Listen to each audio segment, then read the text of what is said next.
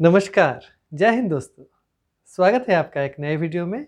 Welcome to Learn Smart Edu channel. मेरा नाम है अंशुमन सरकार। दोस्तों, ज़्यादातर मैं डोमेस्टिक पॉलिटिक्स को इन्वॉल्व नहीं करता हूँ मेरे जियोपॉलिटिक्स जो वीडियोस में, लेकिन आज मैं मजबूर हो गया जियोपॉलिटिक्स में हमारा जो डोमेस्टिक पॉलिटिशियन को इन्वॉल्व करने में। क्योंकि ना देखिए, हमारा देश का जो सबसे एक important state Jammu and Kashmir, उसका पूर्व मुख्यमंत्री महबूबा मुफ्ती उन्होंने एक बयान दिया। उन्होंने क्या कहा? उन्होंने कहा कि बांग्लादेश में जो माइनॉरिटीज़ के साथ अत्याचार हो रही हैं, उससे कोई अलग नहीं है भारत में जो माइनॉरिटीज़ के साथ अत्याचार हो रहे हैं। दोस्तों, वो क्या मीन करना चाहती थी? मुस्लिम माइनॉरिटीज़ जो कि भारत में रहते हैं, या हिंदू माइनॉरिटीज़ जो कश्मीर में रहते थे? मैं रहते थे बोल रहा हूँ। क्यों मैं बोल रहा हूँ? क्योंकि ना जम्मू एंड कश्मीर में मेजॉरिटी है मुस्लिम रिलीजन और माइनॉरिटीज है हिंदूज। तो हिंदूज का एक्सोडस हुआ था और उनके जो है आंखों के नीचे, मैं क्यों बोल रहा हूँ आंखों के नीचे? देखिए, जो आज के जनरेशन के बच्चे हैं या जो लोग हैं जो कि पैदा हुए हैं 1990 के बाद, उनको कुछ नहीं पता जम्मू एंड कश्मीर का इतिहास क्या है। मैं इन जो महबूबा मुफ्ती उनके पिता के इतिहास थोड़ा-सा आपको थोड़ा-सा बहुत संक्षिप्त में मैं आपको बताना चाहता हूँ। मैं 1989 की बात मैं करूँगा। ये एक्चुअली में नेशनल फ्रंट गवर्नमेंट हुआ करता था। विश्वनाथ प्रताप सिंह तब प्राइम मिनिस्टर हुआ करते थे। जनता दल का गवर्नमेंट था और आउटसाइड सपोर्ट कर रहा था भारतीय जनता पार्टी। तो नेशनल फ्रंट का गवर्नमेंट हुआ करता था। उसमें आप लोगों को पता है कि नहीं, मुफ्ती मोहम्मद सईद जो कि ये महबूबा मुफ्ती के जो है अब्बा हुजूर हैं, वो तब होम मिनिस्टर हुआ करते थे भारतवर्ष के। और उनके होम मिनिस्टर रहते हुए जम्मू एंड कश्मीर के भीतर उनके जो तीसरी बेटी जो महबूबा मुफ्ती बड़ी हैं, उनके नीचे तीसरी जो बेटी माने बहन है, उनका नाम है रुबैया सईद। उनका अपहरण हो जाता है। आप बिलीव नहीं करेंगे, वो मेडिकल इंटर्न थी, अपने घर से 70 मीटर 500 मीटर दूर उनका किडनैप हो जाता है और वो होम मिनिस्टर की बेटी वो पब्लिक बस से घर लौट रही थी। मतलब मुझे नहीं पता ये क्या है, ये वो आप लोगों का ऊपर डिपेंड करता है आप कैसे इसका निष्कर्ष निकालते हैं। वहाँ से किडनैप होती हैं वो होती हैं किडनैप दिसंबर 8 तारीख को 1989 उनका किडनैप हो जाता है। फिर फिरौती नहीं, एक कॉल आता है कश्मीर टाइम्स जो अखबार है उसके एडिटर के पास कि देखिए, हम नेगोशिएट करेंगे, आपका एक ये बंदा नेगोशिएट करेगा। फिर नेगोशिएशन शुरू हुई हैं। पता है नेगोशिएशंस में क्या डिमांड हुआ था? 5 खूंखार आतंकवादियों को छोड़ने का डिमांड हुआ था। फिर नेगोशिएशंस हुई, फिर बहुत पर्दे के पीछे हलचल हुई। तब 1989 में जम्मू एंड कश्मीर के जो चीफ मिनिस्टर वो कौन हुआ करते थे? फारूक अब्दुल्ला साहब हुआ करते। यही उमर अब्दुल्ला जो आज के जो चीफ मिनिस्टर है, उनके फादर। तो ये था माहौल। तो किडनैपिंग, फिर क्या हुआ? फिर फारूक अब्दुल्ला जो थे, उनको कहा गया कि आपके जेल से ये 5 खूंखार टेररिस्ट को छोड़ दिया जाए। किसने एक्चुअली पता है? ये ऑर्गेनाइजेशन का नाम था Jammu and Kashmir liberation front. ये 5 टेररिस्ट को उन्होंने छोड़ दिया गवर्नमेंट ने। इन सेंट्रल गवर्नमेंट ने प्रेशर डाला फारूक अब्दुल्ला को और फारूक अब्दुल्ला ने छोड़ दिया। पता है उस सिरगुनाह का जो है सरदार कौन था? यासीन मलिक। ये वही यासीन मलिक है जो कि 2022 में रुबैया जो सैयद ने उन्होंने शिनाख्त किया कि हाँ, इसने मेरे किडनैपिंग की थी। 1989 में किडनैपिंग हुई थी, 2022 में शिनाख्त हुआ। और ये वही यासीन मलिक है जो कि मनमोहन सिंह जब प्राइम मिनिस्टर से थे, उनके साथ वो हैंडशेक करा था, उसकी भी फोटोज हैं। मैं इसके आगे कुछ नहीं बोलूंगा। ये डोमेस्टिक पॉलिटिक्स क्या है आप लोग समझिए। एक्चुअली में क्या है, फारूक अब्दुल्ला साहब का ये कहना है कि उनको फोर्स किया गया था ये 5 टेररिस्ट को छोड़ने के लिए। 5 टेररिस्ट को क्यों छोड़ा गया? उन्होंने क्यों छोड़ा? क्योंकि ना उन्होंने सेंट्रल गवर्नमेंट ने कहा कि हम प्रेसिडेंट्स रूल लगा देंगे, हम आपको हटा देंगे। लेकिन फारूक अब्दुल्ला का ये कहना है कि ये कभी आपकी बेटी को कुछ नहीं करते, क्योंकि ना पब्लिक प्रेशर था, अगर कुछ करते तो बवाल मच जाता और देश हित में, राष्ट्र हित में इनको छोड़ना नहीं चाहिए था, इन 5 टेररिस्ट्स को।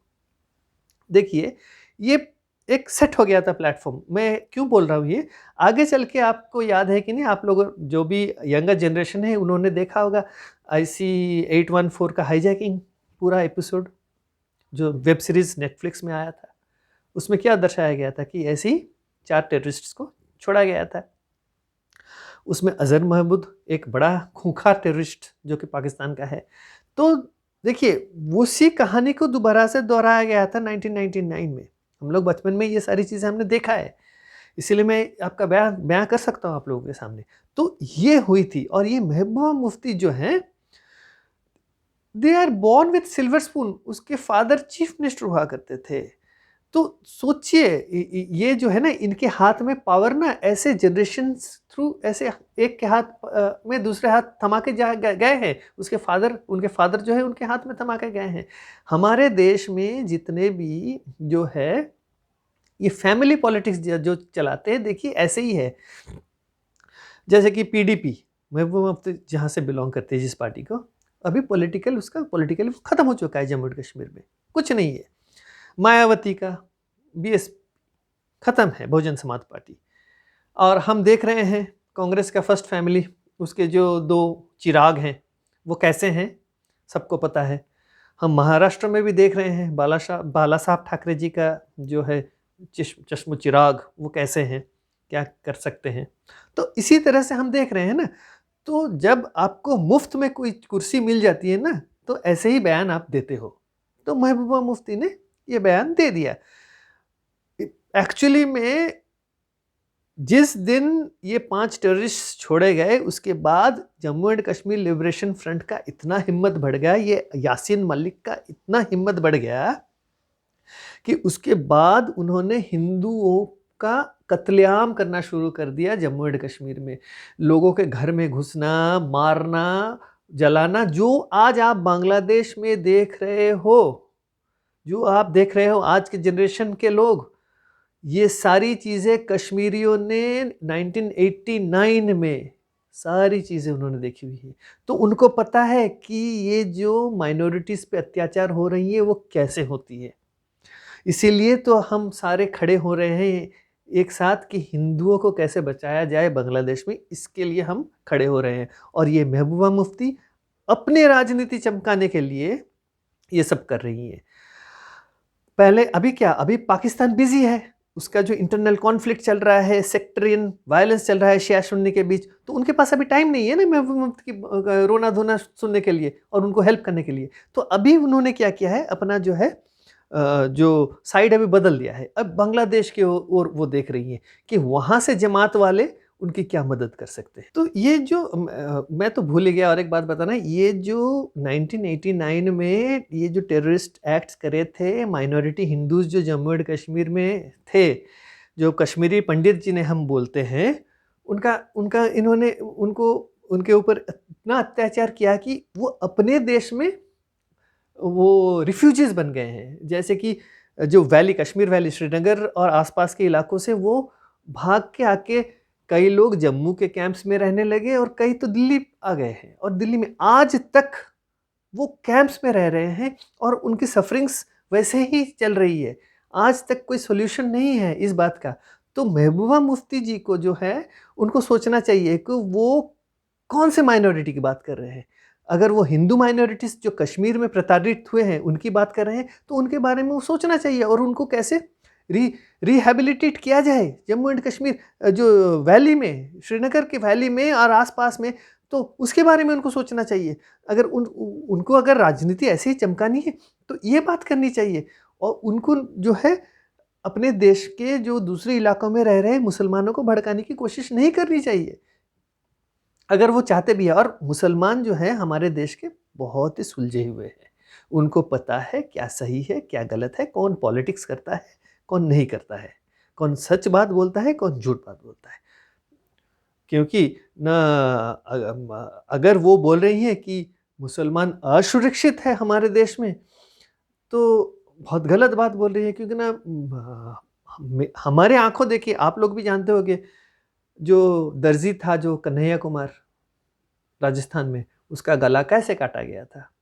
वो छोड़िए, टीवी डिबेट्स में आती थी जो spokes person Bharatiya Janata party की नुपुर शर्मा, उनका क्या हश्र किया, उनके खिलाफ उन्होंने फतवा जारी किया था कि नहीं, मैं वो सारे शब्द इस्तेमाल नहीं करना चाहता, फतवा में उन्होंने क्या किया था। तो उनको अंडरग्राउंड होना पड़ा था, उनको उनके जान को खतरा था। अभी भी वो शी इज अंडर सिक्योरिटी। तो ये सारे माहौल है हमारे देश में। तो हिंदू मेजोरिटी राष्ट्र होकर भी हिंदू डरा हुआ रहता है कई मामलों में। तो मैं इतने डिटेल में नहीं जाना चाहता, लेकिन हम बांग्लादेश के बारे में अभी बात करेंगे, क्योंकि बांग्लादेश के भीतर इतनी सारी अभी चीजें हो रही हैं। हिंदू प्रताड़ना का बात तो छोड़िए, और भी बहुत सारी भारत विरोधी गतिविधियां भी हो रही है बांग्लादेश के भीतर। ढाका यूनिवर्सिटी का एक प्रोफेसर है, वो पॉलिटिकल कमेंटेटर भी है, उसका नाम क्या है, डॉक्टर शहीदुज्जमा। ये बंदा जो है, ये क्या बोल रहा है, ये बोल रहा है कि बांग्लादेश को, पहले ये बोला था कि बांग्लादेश को पाकिस्तान के साथ न्यूक्लियर ट्रीटी करनी चाहिए और न्यूक्लियर वेपन्स लानी चाहिए और भारत के ऊपर दागनी चाहिए। पहली बात उसने की थी। अभी हाल फिलहाल में उसने कहा है, हिम्मत तो देखिए इनकी, हाल फिलहाल में बोला क्या है कि 2 स्क्वाड्रन खरीदना चाहिए J-17 का पाकिस्तान के साथ, और भारत के साथ बराबरी करनी चाहिए।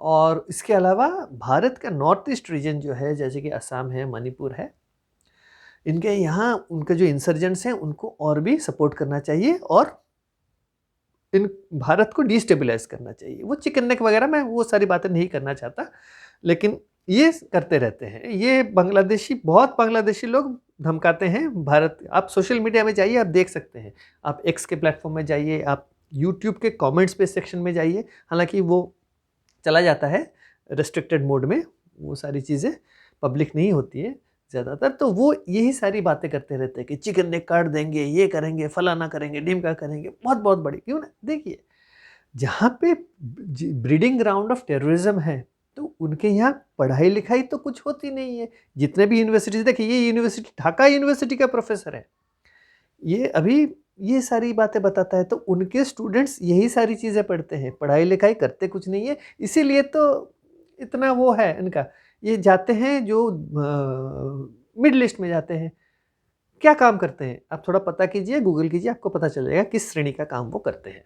तो बांग्लादेशी उसी तरह का है, उनके पढ़े लिखे तो है नहीं, शिक्षित है, लिखना पढ़ना जानते हैं, इसका मतलब ये नहीं कि पढ़े लिखे हैं। उनके देश के जो प्रेस जो सेक्रेटरी है यूनेस का, आप उसका अगर बातचीत सुनेंगे तो आपको पता चलेगा कितना पढ़ा लिखा है वो। सफ़ीकुल आलम है उसका नाम, वो पता चल जाएगा। एक कल ही मैं बता रहा हूँ, एक रिपब्लिक टीवी में एक वो आया था, उसके साथ एक उसको पूछा जा रहा था बातचीत में, तो उसके जवाब से पता चल गया कि वो किस तरह का इंसान है, what level he is of, तो इससे पता चल जाता है। तो अब ये हो गया, ये इनकी हिम्मत कैसे बढ़ी है मैं बता रहा हूँ। अभी ये जो प्रोफेसर, इसकी हिम्मत इसलिए बढ़ी है क्योंकि ना अभी संडे को शायद, मुझे ध्यान नहीं आ रहा, संडे, हाँ बीते कल या परसों, मुझे याद नहीं आ रहा, इसको जो तारिक रहमान, जो खालिदा जिया का बेटा, जो पहला जो ज़ियाउर रहमान जो डिक्टेटर हुआ करता था, फिर प्रेसिडेंट बना था बांग्लादेश का, उसका बेटा, उसको एक्सोनरेट किया गया है। उसके साथ साथ ये उसका नाम क्या है मैं भूलता हूँ, वो एक उसके साथ जोड़ीदार एक था, लुत्फोजमा बाबर। ये तारिक रहमान, ये एक्टिंग चेयरमैन है बांग्लादेश नेशनलिस्ट पार्टी का, अभी खालिदा जिया का बेटा ये, और लुत्फोजमा बाबर, ये दोनों ये कन्विक्टेड हुए थे। किस लिए पता है आपको? 2004 में ग्रेनेड अटैक किया हुआ था अवामी लीग के रैली के ऊपर। दे वेर द कोलैबोरेटर्स, मैं बता रहा हूँ आपको।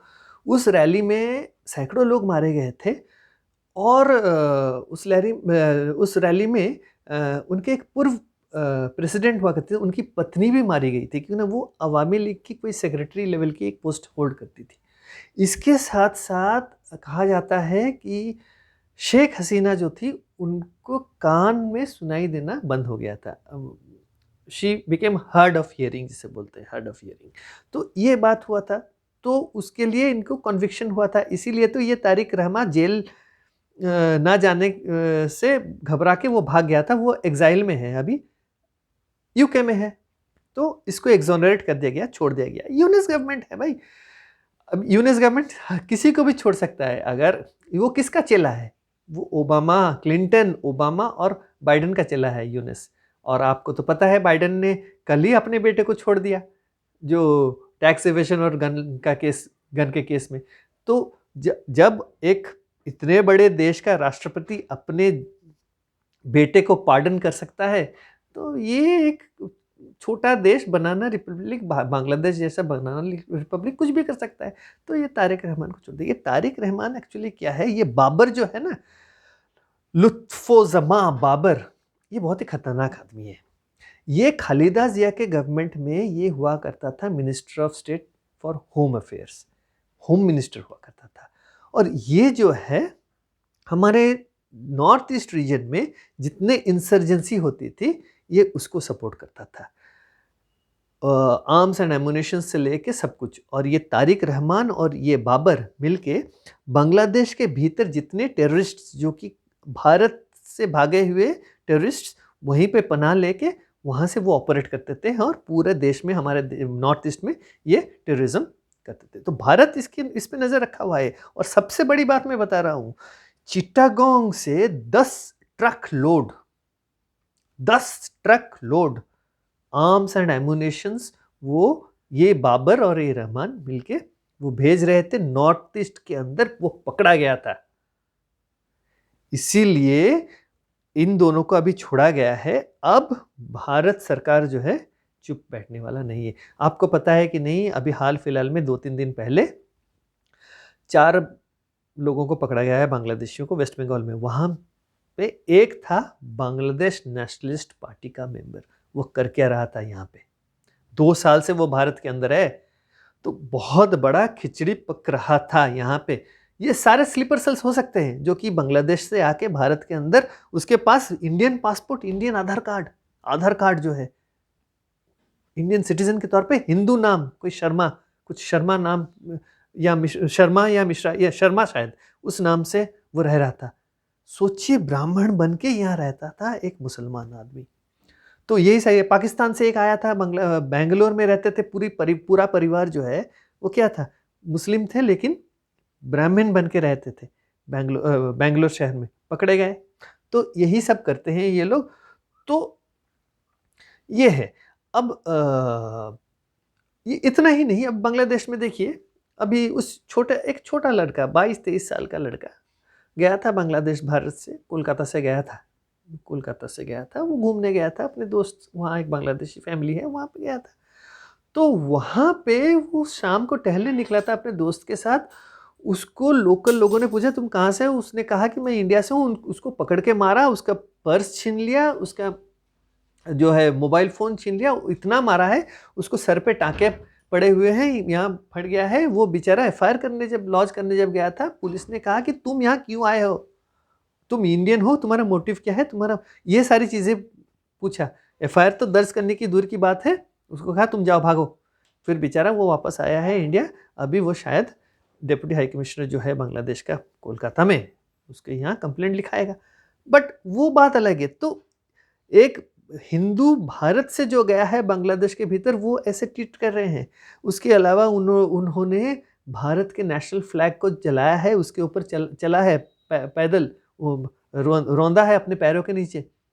हम ऐसे ही देखते रह जाएंगे? और छोड़िए, वो तो हिंदू प्रीस्ट जो मंक जो हैं, चिन्मय कृष्ण दास हो, उनकी 2 एसोसिएट्स हो, इन सारे लोगों को तो उन्होंने अरेस्ट किया हुआ है।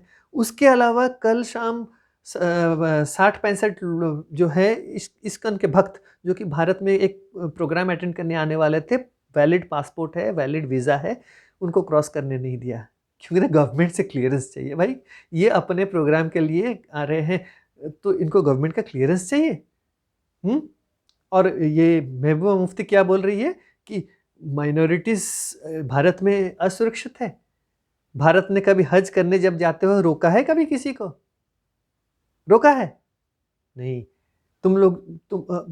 आप महबूबा मुफ्ती साहिबा, आप भारत के अंदर बैठी हुई हो और आप भारत के खिलाफ बोल रही हो, फिर भी आप आराम से फ्रीडम ऑफ स्पीच है कि नहीं भारत देश में? लेकिन बांग्लादेश में ये नहीं है। वो कुछ नहीं बोल सकते बांग्लादेश के खिलाफ। सेडिशन चार्ज में उनको अंदर किया हुआ है गोपाल कृष्ण दास, ये चिन्मय कृष्ण दास को। तो ये माहौल है बांग्लादेश के भीतर। अब मैं ये महबूबा मुफ्ती साहिबा अगर ये बात कर रही है, मैं एक चीज में अभी इसमें मैं सपोर्ट करूंगा ममता बनर्जी को। Mamata Banerjee has stood for the Hindus. वो ऐसे क्या करती है, अपना पॉलिटिक्स क्या है, मैं उसमें नहीं जाता हूं, but I appreciate her stand. ये सबसे बड़ी बात है। किस सिचुएशन में हुआ है, किस लिए वो बोल रही है, मुझे फर्क नहीं पड़ता है, लेकिन आज के डेट में she has stood with India और उन्होंने कहा है कि मैं भारत के साथ हूं। गवर्नमेंट ऑफ इंडिया जो निर्णय लेगी मैं उसके साथ खड़ी रहूंगी, उसका सपोर्ट करूंगी। कट्टर विरोधी है वो भारतीय जनता पार्टी की, लेकिन देखिए इस मामले में वो उन्होंने बता दिया कि वो सच्चा हिंदुस्तानी है। ये बात है। और रही बात बांग्लादेश की, और एक मज़ेदार किस्सा मैं आपको बताऊं तो उन्होंने क्या किया हुआ, उन्होंने देखिए एडमिनिस्ट्रेशन तो कुछ आता नहीं है, एडमिनिस्ट्रेशन कुछ नहीं कर पा रहे हैं, तो अब अपने जो है नाकामियों को छुपाने के लिए अब और एक पैंतरा उन्होंने अपना है। अभी क्या क्या है पता है आपको? एक वाइट पेपर निकाला हुआ है इकोनॉमिक के ऊपर और उसमें उन्होंने कहा है कि हर साल 15 साल, मतलब जिस दिन वो पावर में आई शेख हसीना, उस दिन से लेके 2024 तक हर साल वो $16 बिलियन वो साइफन ऑफ करती थी स्टेट एक्सचेकर से, मतलब बांग्लादेश के कॉफर्स से। तो वो आके खड़ा होता है 234 बिलियन डॉलर्स। कितने जीरो लगते होंगे उसके पीछे, ये बांग्लादेशियों को पता है कि नहीं पता नहीं, लेकिन बड़ी बड़ी डींगे हाँकना। देखिए अपने नाकामियों को छुपाने के लिए बहुत कुछ कर सकते हैं ये लोग। तो अब व्हाइट पेपर निकला है, तो यूनुस साहब ने कहा है कि अभी तो व्हाइट पेपर निकल आया है तो अभी पता चल जाएगा कि क्या है, क्योंकि ना हमें जो मिला है ना इकोनॉमी, वो बिल्कुल टैटर्ड इकोनॉमी, मतलब एकदम कुछ नहीं था, कॉफर्स खाली ये वगैरह। भाई जब शेख हसीना 15 साल पहले प्राइम मिनिस्टर बनी थी तब कुछ भी नहीं था। She was the person who took the lead. उन्होंने अपना गारमेंट मैन्युफैक्चरिंग इंडस्ट्री को खड़ा किया। आज जो तुम लोग इतना गर्व से बोल रहे हो हम लोग रेडीमेड गारमेंट्स मैन्युफैक्चर हैं ग्लोबल, हमारा 80% रेवेन्यू अर्निंग हो रहा है गारमेंट मैन्युफैक्चरिंग से। She is the one who has created that industry for you.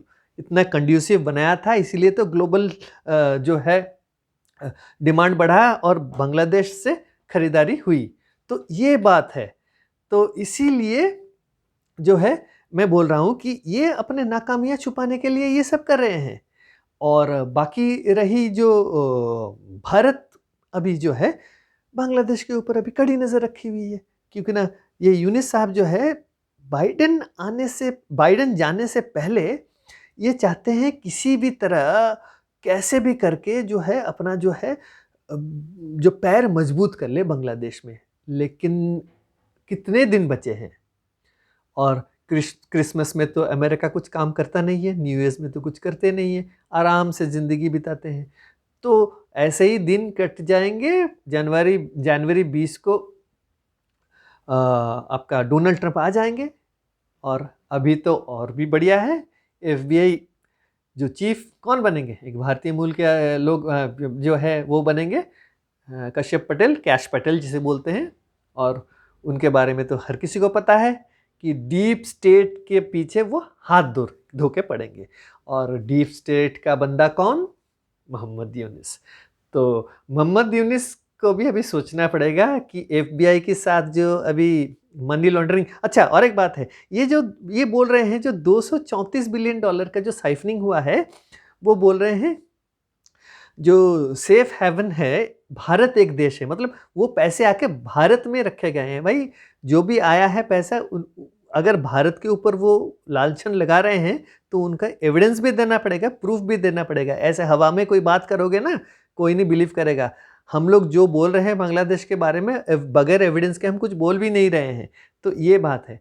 तो अभी यूनिस साहब अपनी तैयारी कर लीजिए। हमें तो पता है आपने अपना रहने का ठिकाना बाहर कहीं जुगाड़ कर लिया है। अब देखते हैं आगे आगे होता है क्या। और भारत अभी और भी नज़र गड़ाए बैठे हुए हैं कि नहीं, ये बाबर जो आदमी है वो बहुत ही खतरनाक आदमी है। वो क्यों ना बांग्लादेश नेशनलिस्ट पार्टी और जमात जो है वो एक ही है, ये मान के चलिए। तो इसी के साथ मैं इस वीडियो को यहीं समाप्त करता हूँ। वीडियो अगर अच्छा लगा है तो वीडियो को लाइक ज़रूर करें और चैनल को सब्सक्राइब करना ना भूलें। तो अगले वीडियो तक नमस्कार।